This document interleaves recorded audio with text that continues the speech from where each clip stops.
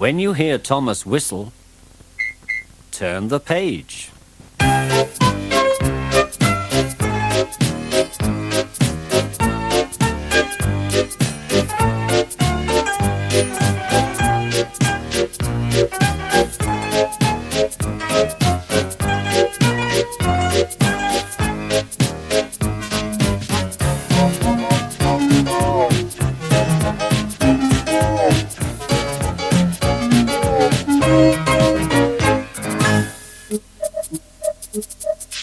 Daisy.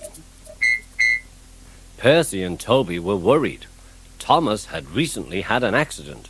He had run into the station master's house and had caused a great deal of trouble. Now the Fat Controller was waiting for them with important news. "Here," he said, "is Daisy, the diesel rail car, who has come to help while Thomas is, indisposed." "Please, sir," asked Percy, "will she go, sir, when Thomas comes back, sir?" "That depends," said the Fat Controller. "Meanwhile, however long she stays, I hope that you will both make her welcome and comfortable." "Yes, sir, we'll try, sir," said the engines. "Good. Run along now and show her the shed. She will want to rest after her journey," said the Fat Controller. Daisy was hard to please. She shuddered at the engine shed. "This is dreadfully smelly," she announced. "I'm highly sprung, and anything smelly is bad for my swerves." Next they tried the carriage shed. "This is better," said Daisy, "but whatever is that rubbish?" The rubbish turned out to be Annie, Clarabelle, and Henrietta, who were most offended. "We won't stay here to be insulted," they fumed. Percy and Toby had to take them away and spend half the night soothing their hurt feelings. The engines woke next morning feeling exhausted. Daisy, on the other hand, felt bright and cheerful. "Yoo-hoo! Yoo-hoo!" she tooted as she came out of the yard and backed to the station. "Look at me," she purred to the passengers. "I am the latest diesel, highly sprung and right up to date. You won't want Thomas's bumpy old Annie and Clarabelle now." The passengers were interested. They climbed in and sat back comfortably, waiting for Daisy to start. But she didn't. When she saw that a milk van was to be coupled to her, she stopped purring.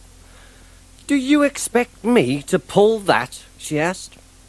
"Surely," said her driver. "Percy does it. He loves messing about with trucks." Daisy began to shudder violently.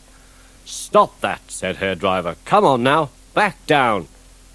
Daisy lurched backwards. She was so cross that she blew a fuse. "Told you," she said, and stopped.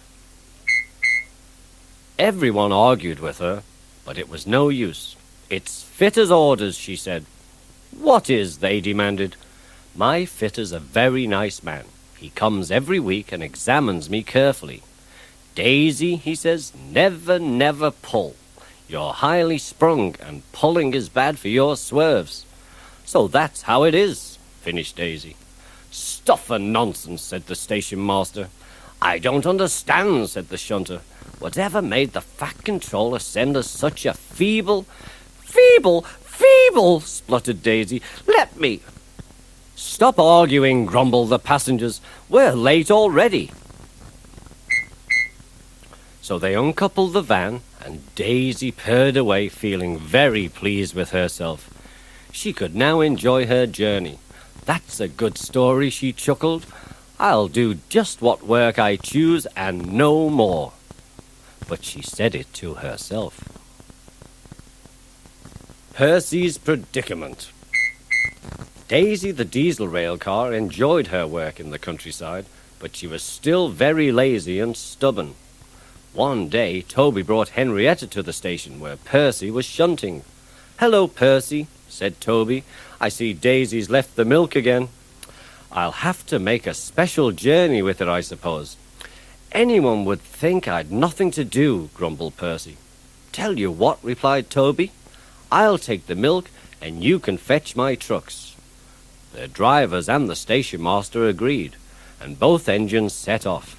Percy went to the quarry and began ordering the trucks about. The trucks grumbled to each other. "This is Toby's place. Percy's got no right to poke his funnel up here and push us around." They whispered and passed the word. "Pay Percy out. Pay Percy out." At last they were all arranged. "Come along, Puff Percy, no nonsense."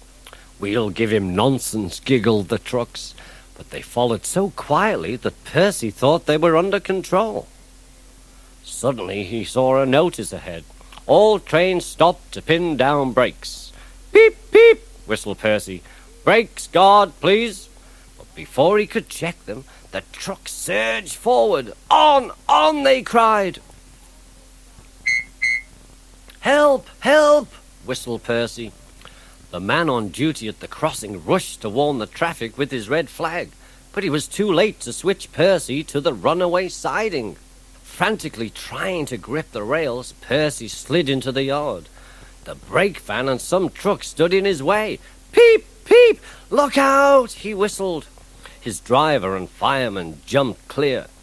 Percy whistled and there was a splintering crash. The brake van was in smithereens.